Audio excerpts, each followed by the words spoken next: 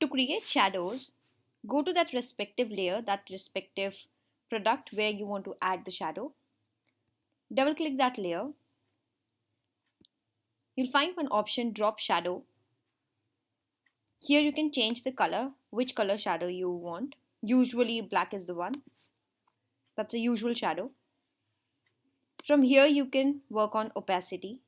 So if you see, there's opacity which is coming. Also you can work on certain angles, which angle you want. Let's say I want this right angle, then this is the one.